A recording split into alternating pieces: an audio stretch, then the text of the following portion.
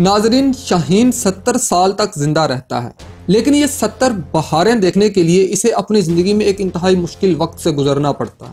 जब इसकी उम्र 40 साल होती है तो इसके पंजे शिकार दबोचने के काबिल नहीं रहते। इसकी लंबी चोंच मुड़ जाती है, ये शिकार पर हमला नहीं कर सकता।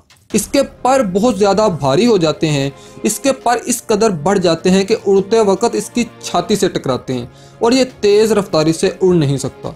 ज़िंदगी के इस मोड़ पर शाहीन के पास दो रास्ते होते हैं। पहला, वो ये सोचे कि अब मेरा कुछ नहीं हो सकता, एक मौत ही है जो मुझे इस मुश्किल से निजात दिला दे।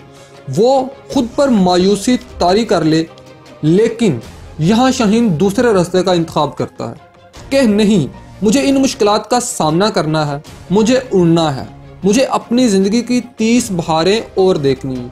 वो एक मुश्किल फ़ैसला करता है और एक ऊंचे पहाड़ पर जाकर बसेरा कर लेता है। वो अपनी चोंच पत्थर पर मारने लगता है, यहाँ तक कि इसकी चोंच टूट ना जाए।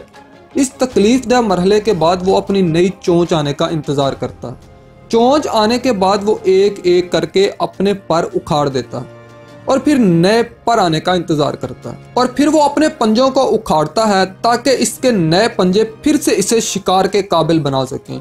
और इस तरह वो कुदरत से 30 और बहारों का तोहफा लेने में कामयाब हो जाता है और यूं अपनी ज़िंदगी की एक फिर से नई उड़ान भरता है।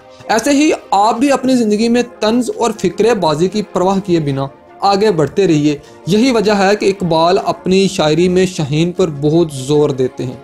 अकाबी रूह जब बेदार होती है जवानों में, अकाबी रूह जब बेदार होती है जवानों में, नज़र आती है इनको अपनी मंजिल आसमानों में।